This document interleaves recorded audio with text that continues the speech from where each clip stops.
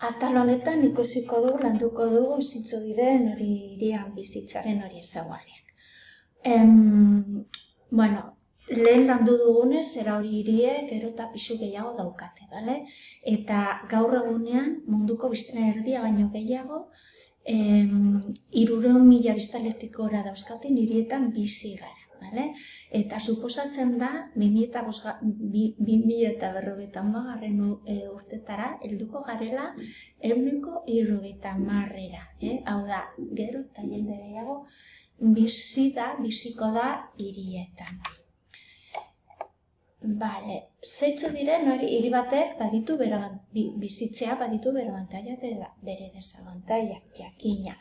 Abantailen artean, osasunari begira, zentrorik, mendaukazu Barakaldoko Bizkaiko hori gurutzeta, badauzkagu zera horiek, zentro gehiago, ondo pasatzeko, kultura arlotik, museoak, unibertsitateak, lan eskaintza gehiago, hori dira dauden abantailak, baina jakina, badaude desabantailak, bai.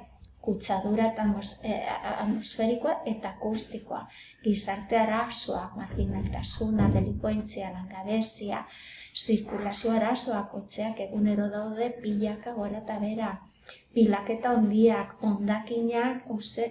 hondakinen zera arazoekin eta.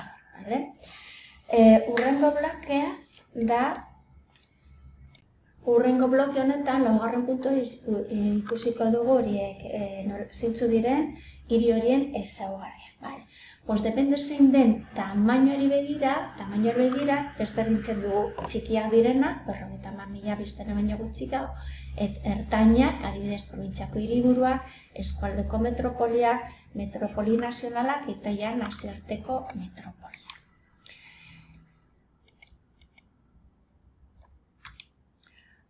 Guazen desberdintzera, batez ere hau munduari begira, zeintzu diren metropoliak, konurbazioak eta megalopoliak.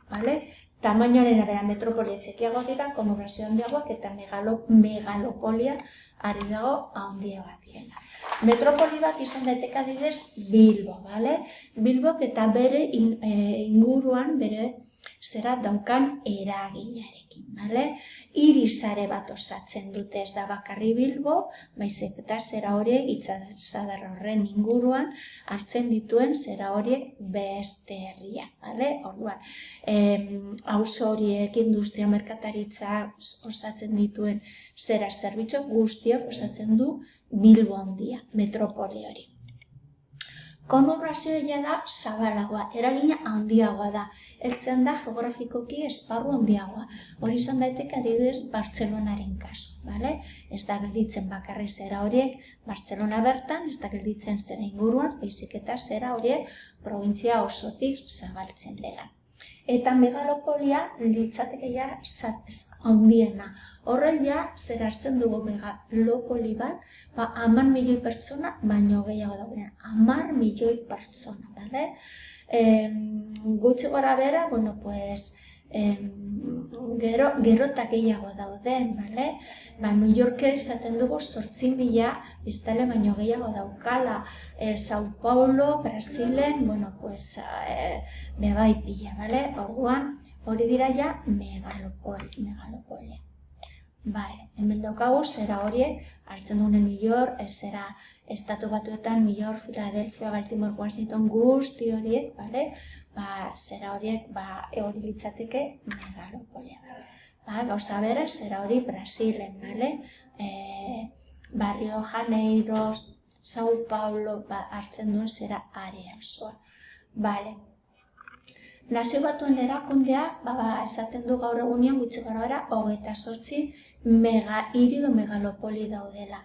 Baina kalkulatzen da etorkizunean gero eta gehiago izango direla, batez ere Asian, Latinoamerikan eta Afrikan. Pisu gehiago hartuko dutela. Zein da hori zerrenda posible hemen daukazu? Por supuesto, ez dira zenbaki horiek ikasi behar inondik inora. Hemendik bakarrik eskatzen dizueguna da kontrolatzea zeintzu kontinentetan dauden. Ikusten duzue, Tokio, Japonian, Asia, Shanghai, China, ASEAN, Jakarta, Indonesia, ASEAN, Delhi, India, ASEAN, Asia, Amerika, Estatu Batut Amerika, Asia, Amerika, Afrika hasten da, lagoz, eta ja baditu 15.000, baina zenbaki horiek ez dire ikasteko inondik inora. Kokatzea ondo legoke, bale? Horrela bide batez, birpasatzen dugu, pues, Estatu Batuen non egotea, Txina non egotea, horri importantzia dauka. Amaitzen dugu blogoa.